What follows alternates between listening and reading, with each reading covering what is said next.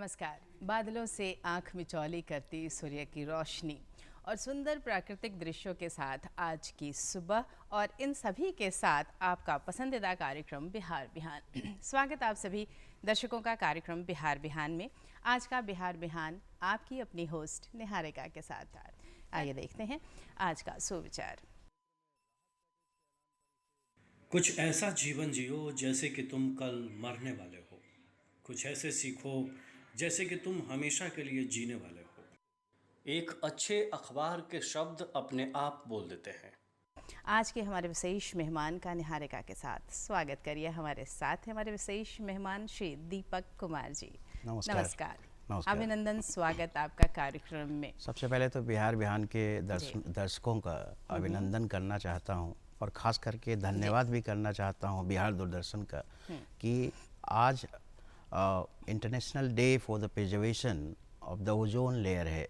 ये एक महत्वपूर्ण विषय है और इसके लिए मैं बिहार दूरदर्शन को बहुत धन्यवाद करता हूँ, खास करके इस प्रकार की परिचर्चा के लिए आज समय निकाला। बिल्कुल। होता क्या है कि जब हम इन विषयों की चर्चाएं करते हैं, हम पढ़ते हैं, बहुत जगह कुछ संगोष्ठियाँ होती हैं, बातें की जाती हैं, पर हर एक इंसान इन चीज़ों से जुड़ा हुआ है। अगर हम सभी अवगत नहीं होंगे, हम सभी इस और अपने स्तर पर छोटा ही प्रयास नहीं करेंगे, तब तक हम पर्यावरण की रक्षा में शायद पूरे स्तर पर नहीं कर पाएंगे। सबसे पहला सवाल जो आपसे मैं जानना चाहूँगी, हम ओजोन परत की बात करते हैं और अमूमन हम इसे सुनते रहते हैं, पर ये ओजोन परत क्या है और इसका महत्व हम मानव जीवन के लिए कितना महत्वपूर्ण है ये ओजोन परत? सबसे पहले तो यही सवाल आपसे। जी हाँ, सबसे पहले तो हम लोग ये जानने की कोशिश करते हैं कि ओजोन आखिर है क्या। बिल्कुल। तो ओजोन एक ऑक्सीजन का एलोट्रॉप है। केमिकल अगर हम उसकी रासायनिक स्थिति को देखेंगे तो ऑक्सीजन के दो परमाणु मिलकर के ऑक्सीजन बनाते हैं और ऑक्सीजन के 3 परमाणु मिलकर के ओजोन बनाते हैं। अच्छा। O2 और O3। O2 ऑक्सीजन होता है और O3 ओजोन होता है। जी। अब वास्तविक स्थिति ओजोन की क्या है? ओजोन को माना जाता है कि जो हमारा नेचुरल इकोसिस्टम है, जो हमारी जो पारिस्थितिकी है प्राकृतिक, और पूरी जो पृथ्वी है, जो बायोस्फीयर है, उसके लिए वो एक छतरी का काम करता है। वो एक लाइफ सेविंग लेयर का काम करती हैं। करती कैसे हैं और होता कहाँ है, इसके बारे में जानना बहुत ज़रूरी है। क्योंकि धरती से जब हम सबसे नज़दीक हैं तो हमारा जो रहने का जो एरिया है उसको हम लोग ट्रोपोस्फेयर बोलते हैं। जी। और ट्रोपोस्फेयर लगभग 10 से 15 किलोमीटर धरती से 10 से 15 किलोमीटर के एरिया में वो होता है। और जब ट्रोपोस्फेयर से हम ऊपर जाते हैं 15 किलोमीटर से लगभग 50 किलोमीटर का जो रिजीम होता है उसको हम लोग स्ट्रेटोस्फेयर बोलते हैं। और वही स्ट्रेटोस्फेयर में ओजोन का मुख्यतः ओजोन का लेयर होता है। ओजोन बहुतायत मात्रा में उसी स्ट्रेटोस्फेयर में पाई जाती हैं। लेकिन जब देखा गया बहुत से जगहों पे, खास करके आर्कटिक क्षेत्रों में और अंटार्कटिक क्षेत्र में, जो पोलर क्षेत्र हैं हमारे, वहाँ देखा गया, रिसर्च जब चल रही थी तो देखा कि ओजोन के लेयर्स में जो पहले थिकनेस थी वो अब नहीं रही और अमूमन लगभग जो ओजोन लेयर को जो हम स्टैंडर्ड देते हैं, जो मापने की जो इकाई होती है वो डॉप्सन यूनिट की होती है। जी। तो वो माना जाता है कि जिस इक्वेटर पे, जिस विषुवत रेखा पे ओजोन का जो स्ट्रेटोस्फेयर में जो लेयर होता है वो लगभग थिकनेस उसका 260 डॉप्सन यूनिट के आसपास होती हैं। और पोलर क्षेत्र में, अंटार्कटिक वगैरह में, वो 300 से 320 डॉप्सन यूनिट के आसपास होती हैं। लेकिन जब रिसर्च 1984-1980 के आसपास जब चल रहा था तो ऐसा देखा गया कि वो 200 डॉप्सन यूनिट के आसपास वो थिकनेस दिख रही थी। और वहीं से ये चीज़ें शुरुआत हो गई, क्योंकि शुरुआती समय में ये पता नहीं चल रहा था साइंटिस्ट को कि आखिर ये थिकनेस कम क्यों हो रही हैं। अच्छा। आखिर कुछ तो वजह होएंगी जिसकी वजह से वो थिकनेस कम हो रही हैं। और थिकनेस कम होने का एक सबसे बड़ा खामियाजा इस पूरे परिस्थिति को भुगतना पड़ रहा था, उससे अल्ट्रावायलेट बी का जो रेडिएशन है, अल्ट्रावायलेट जो बायोलॉजिकल रेडिएशंस हैं, जिनका जो वेवलेंथ होता है वो 260 से 320 नैनोमीटर के आसपास के वेवलेंथ होते हैं, काफ़ी हार्मफुल वेवलेंथ के रेडिएशंस हैं वो। जब वो नीचे आती हैं तो ह्यूमन हेल्थ को तो इम्पैक्ट पहुंचाती हैं, मैरीन इकोसिस्टम से लेकर के जो टेरेस्ट्रियल इकोसिस्टम है, जो पृथ्वी पर का जो पारिस्थितिकी है और जो जलीय पारिस्थितिकी है, उसको भी बहुत बड़ा नुकसान पहुंचाती हैं। तो इसीलिए ओजोन का रहना हमारी ज़िंदगी के लिए बहुत ज़रूरी है और उस ओजोन को बचाने के लिए यहीं से शुरुआत हो गई। और 1994 में यूनाइटेड नेशन जनरल असेंबली ने 16 सितंबर, जो एक हम लोग उसकी चर्चा मॉन्ट्रियल प्रोटोकॉल की करेंगे, वो 16 सितंबर को लागू हुआ था। उसी 16 सितंबर के डेट को 1994 में यूनाइटेड नेशन जनरल असेंबली ने प्रोक्लेम किया कि इसी दिन हम लोग international day for the conservation of the ozone layer मनाएंगे। बिल्कुल दीपक जी, जैसा कि आपने बताया कि ये जो ओजोन लेयर है वो एक अम्ब्रेला की तरह हमें सुरक्षित रखता है। जो अल्ट्रावायलेट किरणें हैं वो अगर सीधी हम तक पहुंचती हैं तो हमें मानव को तो नुकसान पहुंचाती ही हैं, इसके अलावा पूरी पारिस्थितिकी को ही डैमेज करती हैं और ये हम सभी के अस्तित्व के लिए अच्छा बिल्कुल नहीं है। बिल्कुल इस पर ध्यान देने की ज़रूरत है और इसी उद्देश्य के साथ इस दिन की शुरुआत की गई है। अगर मैं इस दिन को मनाने की बात करूं तो एक अच्छा खासा इतिहास रहा है, क्योंकि ध्यान जाना इस क्षेत्र में और ये सोचना कि सभी जो लोग हैं जो मानव इस धरा पर रहते हैं उन तक ये जानकारी पहुँचे और ये निश्चय करना भी अपने आप में एक बड़ी बात होती है। इसका एक इतिहास रहा है। मैं चाहूँगी चूँकि आज आप हमारे साथ हैं तो हमें बताएं इस बारे में कैसे शुरुआत हुई और क्या क्या अंतर्राष्ट्रीय स्तर पर बातें की गई। जी हाँ, सबसे बड़ी चीज़ थी जब ओजोन का इरोजन होना शुरू हुआ और जब उसकी थिकनेस में कमी आनी शुरू हुई तो उसके प्रभाव देखने को मिलने लगे। आँख में कैटरैक्ट आना, आँखों की रोशनी जाना, स्किन का कैंसर होना, इस प्रकार की चीज़ें खास करके ठंडे प्रदेश में जो अपर लैटिट्यूड वाले जो कंट्रीज़ हैं वहाँ पे जो खास करके जो फेयर स्किन पीपल हैं उन लोगों के अंदर जो सन बाथ लेते हैं वो ज़्यादा वल्नरेबल थे इस ओजोन डिप्लीशन के वजह से। तो जब ये देखना शुरू हो गया कि डिप्लीशन हो किस केमिकल से रहा है तो लोगों को लगा कि ये जो क्लोरोफ्लोरोकार्बन्स हैं जो खास करके रेफ्रिजरेटर में, स्प्रेज में, फ्रीज में, एरोसोल्स में, एयरक्राफ्ट के अंदर में, ये सब जगहों में जो क्लोरोफ्लोरोकार्बन्स यूज होते हैं वो क्लोरोफ्लोरोकार्बन्स ही ये रैपिड इरोजन, बहुत तेज़ी से ओजोन का इरोजन कर रहे हैं। 1984 में ये बातें खुलकर के सामने आ गई। 1985 में एक वियना कन्वेंशन होता है। अच्छा। ओजोन को बचाने के लिए सबसे पहला कन्वेंशन वियना में होता है। उसी वियना कन्वेंशन के दौरान पूरा मॉन्ट्रियल प्रोटोकॉल का ड्राफ्टिंग हो जाती हैं और 1987 में हम लोग मॉन्ट्रियल प्रोटोकॉल में वैसे जो ओजोन डिप्लीटिंग सब्सटेंसेज हैं, ओजोन को जो खंडित करने वाले सब्सटेंसेज हैं, उसको हम लोग फेज आउट करने के लिए वो प्रोटोकॉल लाते हैं 1987 में। अच्छा। वो जो सब्सटेंसेज हैं वो किस प्रकार के सब्सटेंसेज हैं? एक तो क्लोरोफ्लोरोकार्बन्स हैं। क्लोरोफ्लोरोकार्बन्स में हाइड्रोफ्लोरोकार्बन्स हैं, हाइड्रोक्लोरोकार्बन्स हैं। तो उस प्रकार के जो सब्सटेंसेज हैं उसमें खास करके वो सारे जो हैलोन्स हैं, चाहे वो ब्रोमीन हो, फ्लोरीन हो, क्लोरीन हो, उस प्रकार से हैलोन्स कंपाउंड्स, उसमें ब्रोमीन वाला जो कंपाउंड है, जो ब्रोमीन कंपाउंड्स हैं हैलोन्स में, वो ब्रोमीन कंपाउंड्स बड़े घातक हो रहे थे। अच्छा। और उसका रेफ्रिजरेटर वगैरह में उस समय के समय में एसी वगैरह में, फ्रीज वगैरह में काफ़ी मात्रा में यूज हो रहा था। तो इमिडिएटली उस प्रकार के ऐसे 100 सब्सटेंसेस उन लोगों ने अलग अलग कैटेगरी बनाई और चूंकि ये इसलिए बहुत ज़्यादा हार्मफुल थे कि ये तो रिलीज हो ही रहे थे और साथ में जिनकी जो हाफ लाइफ थी, जो आज रिलीज हो गया तो उसके 50 सालों बाद, 100 सालों बाद, 150 सालों बाद, 200 सालों बाद तक उनका इम्पैक्ट होता रहेगा अगर आज हम रोक भी लेते हैं उसको तो उस प्रकार से ये हेलोन्स निकलता गया और वहाँ से शुरुआत हो गई कि भाई हमें रोकना है। कौन से और ऐसे प्रयास किए गए? लगातार मुझे लगता है 80 के दशक में इसकी शुरुआत हुई, हमने ये महसूस किया कि शायद हम ओजोन परत को नुकसान पहुंचा रहे हैं।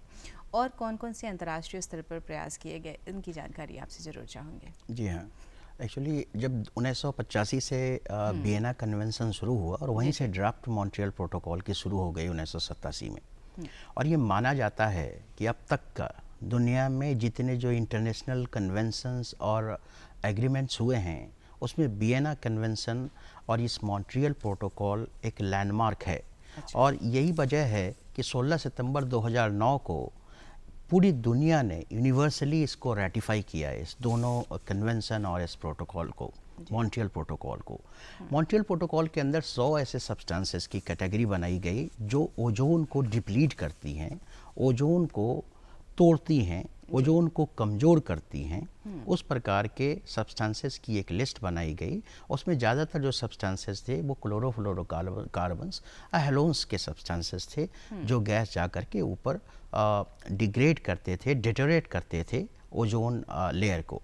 तो वो सब्सटेंसेस जब बन गया तो उसके फेज आउट होने की मैकेनिज्म शुरू हो गई। और उसी के दौरान लंदन अमेंडमेंट आया 1990 में और उसके बाद 1992 में कोपेनहेगन अमेंडमेंट आया। उस कोपेनहेगन अमेंडमेंट के दौरान उसको फेज आउट करने के लिए एक डेडलाइन तय कर रखी गई। अच्छा। कि भाई 2015 तक हम उसको फ्रीज करेंगे इस तरीके के सब्सटेंसेस को, और 2030 तक जो डेवलप्ड कंट्रीज हैं वो इसको पूरी तरह से फेज आउट कर लेंगी। और 10 साल का रिलैक्सेशन दिया गया है डेवलपिंग कंट्रीज़ को, जो विकासशील देश हैं उनको 2040 तक कंप्लीट फेज आउट करने के लिए बोला गया है। और उसको बाकायदा भारत ने भी वहाँ सिग्नेटरी है और बाकायदा उसको रेटिफाई किया है। तो ये जिम्मेदारी होती है कि धीरे धीरे करके उसको हम फ्रीज के साथ साथ उसको फेज आउट करें, क्योंकि उनका जो लाइफ टाइम है वो ऊपर में बहुत ज़्यादा होता है। अगर आज बंद भी कर देते हैं तो आने वाले 50 सालों में, 100 सालों में वो हमें परेशान करेंगी। तो उसी के दौरान अब अल्टरनेट क्या होता है, अगर वो सब्सटेंसेस हमारे रेफ्रिजरेटर में ना हो, हमारे जो स्प्रे हैं, एरोसोल्स हैं और फ्रीज हैं उसमें ना हो, तो उसके जगह पे एक HFCs का, हाइड्रोफ्लोरोकार्बन का एक अल्टरनेट हुआ कि ये डिप्लीट नहीं करता है ओजोन लेयर को। लेकिन चूंकि HFCs एक गैस, ऐसा गैस है जो ग्लोबल जो क्लाइमेट चेंज है, जो ग्लोबल वार्मिंग है, उसको वो एक्सेलरेट करता है। तो एक तरफ हम ओजोन को तो बचाने के लिए उसको एक अल्टरनेट के तौर पे यूज कर लिया हम लोगों ने। तो उसके लिए 1997 में क्योटो प्रोटोकॉल आता है। अच्छा। वो क्योटो प्रोटोकॉल HFCs के रेगुलेशंस के लिए आता है और पहला एक एग्रीमेंट माना जाता है क्लाइमेट चेंज के तौर पे। और वो एग्रीमेंट जा कर के अभी जब 2021 में जब हम लोगों ने पेरिस क्लाइमेट एग्रीमेंट, एक यूनिवर्सल डॉक्यूमेंट को एक्सेप्ट कर लिया कि भाई ये एक टारगेट है हमारा कार्बन इमिशन को कम करना, ताकि एवरेज टेम्परेचर 1.5 डिग्री सेंटीग्रेड से 2 डिग्री सेंटीग्रेड बना रहे। तो उसको करने के लिए वो क्योटो प्रोटोकॉल के सेकंड कमिटमेंट फेज को ख़त्म कर दिया गया और उसका एक अल्टरनेट पेरिस क्लाइमेट एग्रीमेंट हो गया। अच्छा। उसी के दौरान एक किगाली अमेंडमेंट है, किगाली प्रोटोकॉल, वो 2016 में आया। वो HFCs को कंट्रोल कर रहा है कि भाई HFCs को भी हम उसके भी अल्टरनेट की ओर हम लोग जाने की कोशिश करें कि भाई पूरी तरीके से एक ऐसी स्थिति हो कि भाई ओजोन रोकने के चक्कर में हम लोग ग्लोबल वार्मिंग हो, और जो ट्रोपोस्फेयर में जो ओजोन की मात्रा है, चूंकि ट्रोपोस्फेयर में भी ओजोन है, ओजोन एक ग्रीन हाउस गैस है। ट्रोपोस्फेयर में वो ग्रीन हाउस गैस के तौर पे हमें टेम्परेचर इंक्रीज कर देता है, वो नुकसान पहुंचा रहा है। लेकिन स्ट्रेटोस्फेयर में वही ओजोन हमें लाइफ दे रहा है अल्ट्रावायलेट रेडिएशंस को प्रोटेक्ट करके। अगर ट्रोपोस्फेयर में, हमारे इकोसिस्टम के अंदर में अगर वो ओजोन बढ़ता है तो ग्रीन हाउस गैसेस का बढ़ना माना जाएगा और वो एमिशन कार्बन डाइऑक्साइड के एमिशन से भी खतरनाक होगा। तो उसको रोकने के लिए एक काउंटर मैकेनिज्म हम लोगों ने डेवलप किया और 2015 में जाकर के एक पेरिस क्लाइमेट एग्रीमेंट का रेजीम आया जो 2021 में जाकर के यूनिवर्सली बाइंडिंग हो गई। उसको भी भारत ने सिग्नेचर किया है और उसको भी रेटिफाई किया है। आपने बहुत विस्तार से बताया दीपक जी कि किस तरह से अंतर्राष्ट्रीय स्तर पर इस ओर प्रयास किए जा रहे हैं ताकि हर देश अपने स्तर पर कदम उठाए और जो पर्यावरण है, जो ओजोन परत है, उसकी हम सुरक्षा कर सके और साथ ही ग्लोबल वार्मिंग पर भी हम कंट्रोल ला सके। और हमारा देश भारत भी इस ओर काफ़ी अग्रणी रहा है। आपकी जब मैं बातें सुन रही थी तो कुछ बातें मेरे मन में आ रही थी। हम डेवलपमेंट की बातें करते हैं, विकास की बातें करते हैं, पर इस डेवलपमेंट के करते करते क्या हम कहीं एनवायरनमेंट को नुकसान पहुंचा रहे हैं? क्या कोई विरोधाभास दिखता है? डेवलपमेंट और इन्वायरमेंट में हमें कोई डिस्प्यूट नहीं लगता, क्योंकि हम उस पॉलिसी और प्लानिंग के अंदर काम करते हैं, उस रिजीम के अंदर जहाँ पे हमें लगता है कि नेचुरल इकोसिस्टम ने ह्यूमन डेवलपमेंट के लिए काफ़ी रास्ते दिए हैं, काफ़ी वाइड रेंज ऑफ डेवलपमेंट का एक बेस दिया है। लेकिन वो डेवलपमेंट हम अपने लिए, चूँकि विकास तो हम अपने लिए कर रहे हैं, तो उस स्थिति में हमें ये भी देखना होगा कि जो प्राकृतिक परिस्थिति है और जो दूसरी जैव विविधताएं हैं, क्या हम उनको छोड़ देंगे? क्योंकि हम उसी आहार श्रृंखला के हिस्से हैं, उसी फूड चेन, उसी फूड वेब सिस्टम में हम लोग हैं।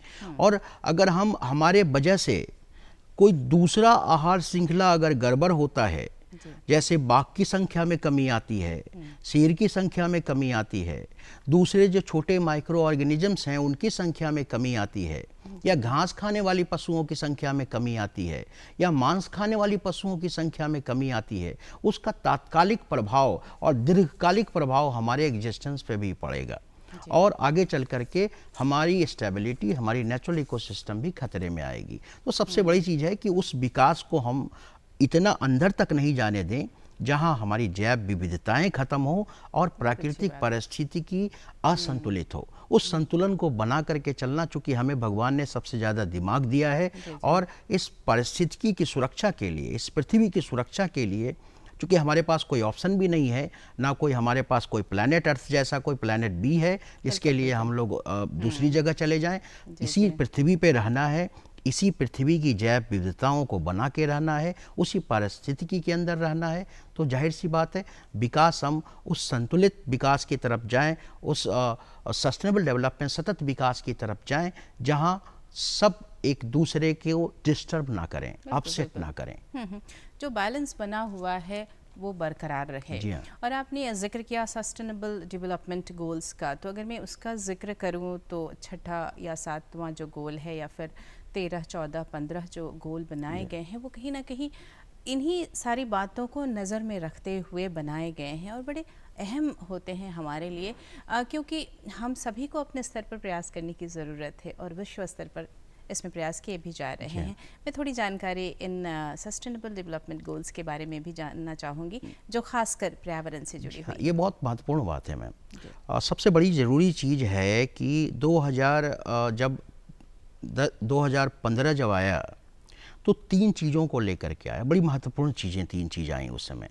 2015 में ही पेरिस क्लाइमेट एग्रीमेंट आया, 2015 में ही ये सस्टेनेबल डेवलपमेंट गोल्स आए जो लगभग 17 गोलों पे आधारित 17 जो थीमेटिक एरियाज थे, उसको 2015 के पहले एक मिलेनियम डेवलपमेंट गोल्स होता था, उसको हम लोगों ने बदल के, वो 7 गोल होते थे, उसको बदल करके 17 अलग अलग एरियाज में वो डिवीज़न किया। उसमें जो महत्वपूर्ण, जो ये 17 में से जो सबसे महत्वपूर्ण गोल है आज के दौर में, वो क्लाइमेट एक्शन है, गोल नंबर 13। जी। और एक गोल है गोल नंबर 6, जिसमें हम लोग पोर्टेबल ड्रिंकिंग वाटर की बात करते हैं। पूरी दुनिया में जल की स्थिति सबसे छिपी हुई नहीं है। जल संकट पूरी दुनिया के लिए सबसे गहरा संकट है और आज हमारे ये कहने में हमें कोई भी परेशानी नहीं है, क्योंकि 2018 में हमारी जो नीति आयोग है उसकी एक रिपोर्ट है कि हमारे पास आगे आने वाले 2020 तक की ऐसी रिपोर्ट थी कि जो 4 मेट्रोज हैं, दिल्ली, हैदराबाद, चेन्नई, बेंगलोर, ये चारों के चारों मेट्रोज के अंदर रन आउट हो जाएंगे जीरो वाटर जोन हो जाएगा, अंडरग्राउंड वाटर लेवल बहुत कम हो जाएगा और 2040 आते आते हमारी 40%, 2030 आते आते हमारी 40% की अंडरग्राउंड वाटर डिप्लीशन हो जाएगी। तो वाटर का खतरा बहुत ज़्यादा है, क्योंकि हम लोगों ने पूरी दुनिया के अंदर सबसे ज़्यादा वाटर इकोसिस्टम को नुकसान पहुंचाया है।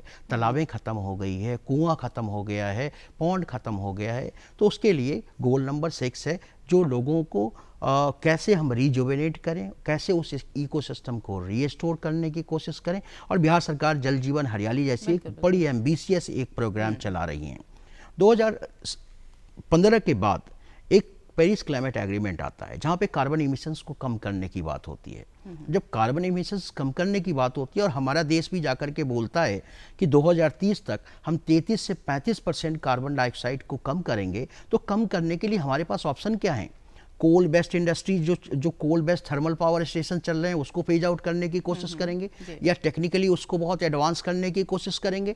तो उस कार्बन डाइऑक्साइड को रिडक्शन के लिए एक 2015 के बाद आपने सुनना शुरू कोशिश कर दिया होगा कि रिन्यूएबल एनर्जी, सरकार रिन्यूएबल एनर्जी या स्मार्ट एनर्जीज के ऊपर बात कर रही हैं, और ज़्यादा से ज़्यादा पीवीसी पैनल्स बनाए जा रहे हैं, सोलर एनर्जी इंस्टॉलेशन किया जा रहा है। तो हमारा एक शिफ्ट है रिन्यूएबल एनर्जीज की तरफ, जिसको गोल नंबर 7 में जी। तो ये जो सस्टेनेबल की अंतर्राष्ट्रीय स्तर पर क्या प्रयास हो रहे हैं, इसके बारे में बताया, और किस तरह से ओजोन परत जो है उसका नुकसान हो रहा है, काफ़ी वैज्ञानिक तरीके से भी आपने हमें जानकारी दी। जो ये पृथ्वी है और जो ये ओजोन परत है वो हम सब के लिए ज़रूरी है, तो ज़ाहिर तौर पर प्रयास हमारे स्तर पर भी अपेक्षित है। मैं आपसे ये जानना चाहूँगी कि हम जो आम जनता है या जो मानव है, अपने स्तर पर हम क्या ऐसा प्रयास करें, कौन से ऐसे कदम उठाएं ताकि हम इस नुकसान में भागीदार ना बने, क्या करें? जी हाँ, जो इस प्रकार इस साल की जो थीम है, Montreal protocol, making us food and vaccines cooling, अच्छा, ये ही पूरा संदेश दे देते हैं कि जब हम अभी के समय में सबसे बड़े ह्यूमन एग्जिस्टेंशियल क्राइसिस के दौर से गुजर रहे हैं इस सेंचुरी के अंदर, कोरोना जैसी पैंडेमिक से, तो उस स्थिति में हमारे सामने सबसे ज़रूरी चीज़ें हैं कि हम अपने नेचुरल इकोसिस्टम को कैसे स्ट्रॉन्ग करें, कैसे रेजिलिएंट करें।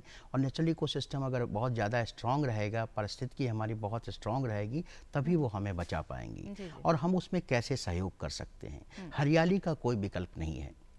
हमें ज़्यादा से ज़्यादा प्लांटेशन और अपने छोटे छोटे स्पेसेस को भी, बहुत सारे ऐसे शैडो प्लांट्स होते हैं, बहुत ऐसे सकुलेंट्स प्लांट होते हैं जिनको बहुत कम पानी की ज़रूरत पड़ती है, उसको बहुत ज़्यादा लाइट की ज़रूरत नहीं पड़ती है। छोटे छोटे स्पेसेस, इंडोर प्लांट्स हम लोग अपने घर के अंदर लगा सकते हैं। उससे पर कैपिटा इमिशन जो ऑक्सीजन का होता है वो भी बहुत अच्छा होता है।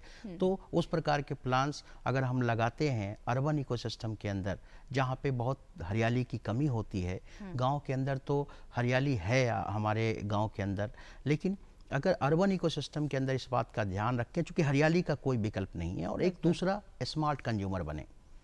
आज के दौर में जब आपको पता है कि ओजोन और दूसरे गैसेज जो हमारे पर्यावरण को नुकसान पहुंचा रहे हैं, अगर उस प्रकार के प्रोडक्ट मार्केट में उपलब्ध हैं, तो सरकार उसके ऊपर सब्सिडी वगैरह भी दे रही हैं। तो इन सब चीज़ों के बारे में अवेयर रहें, चीज़ों को समझने की कोशिश कर रहे हैं, जानने की कोशिश करें, तो एक स्मार्ट कंज्यूमर बने। और सबसे ज़्यादा ज़रूरी बात है कि मिनिमम कंजम्पशन के ऊपर ध्यान दें। जो आपकी नीड है, कोरोना ने यही सिखाया है कि हम लोग मिनिमम कंजम्पशन के अंदर में भी जी सकते हैं।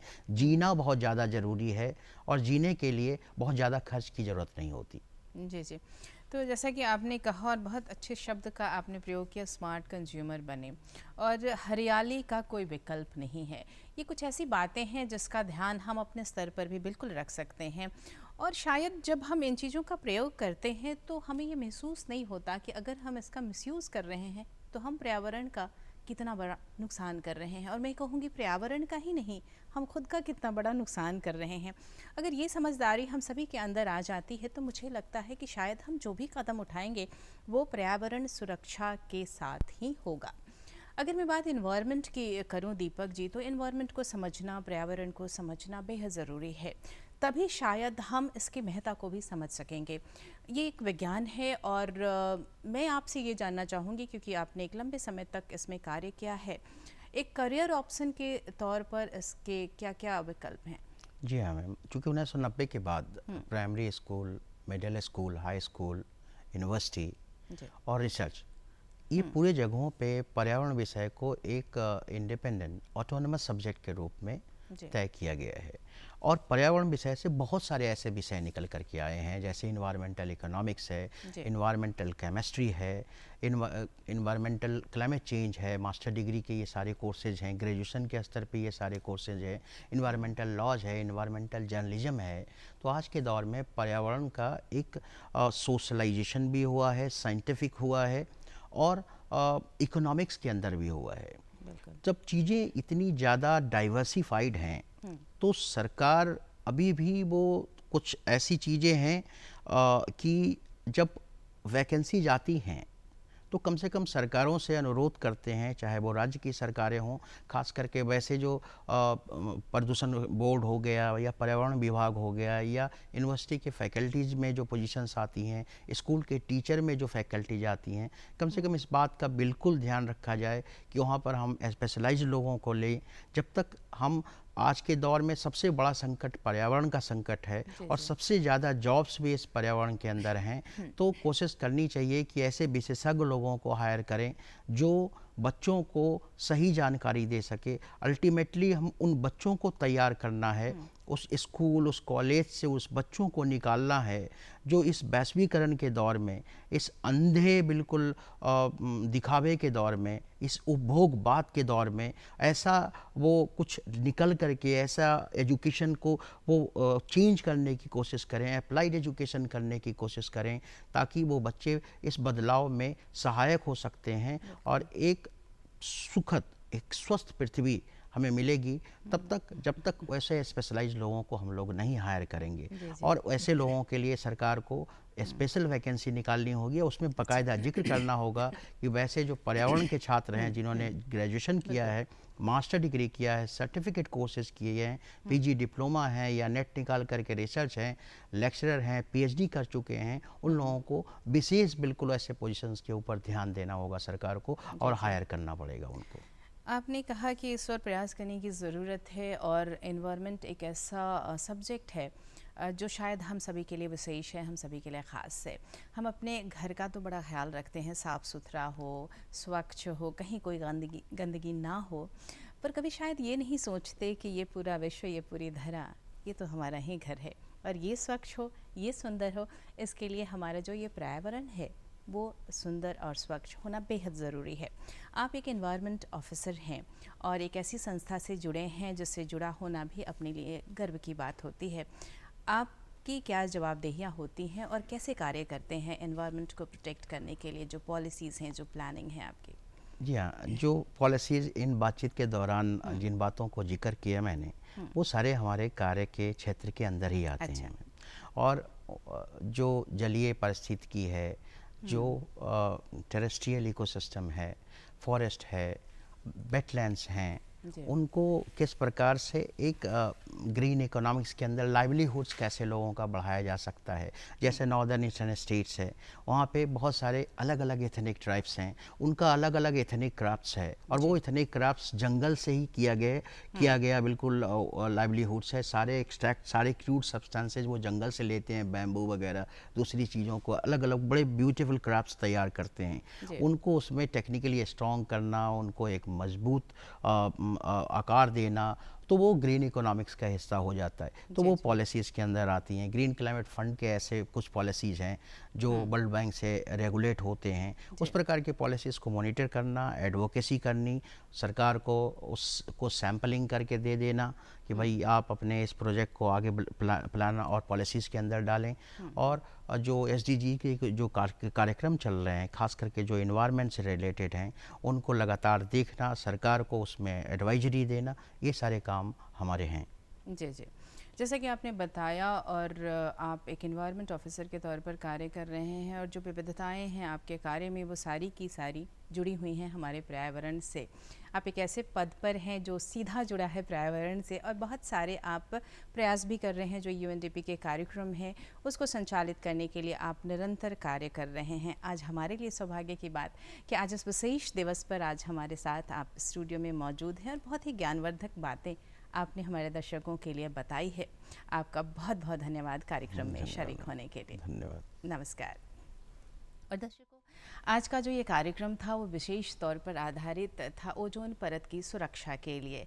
हमारे पास जानकारी हो ये बेहद ज़रूरी है और यही जानकारी तो हम आपके लिए लेकर आते हैं। और मैं आपसे ये कहूँगी कि क्यों ना हम स्वेच्छा से ही अपनी जो उपभोगवादी प्रवृत्ति है उसको त्यागें और अपनी पृथ्वी को शस्य श्यामला, सुंदर और सभी जीवों के लिए सुरक्षित और रहने योग्य बनाएं। तभी तो हम ओजोन परत की सुरक्षा भी कर पाएंगे, अन्यथा ये संभव नहीं है।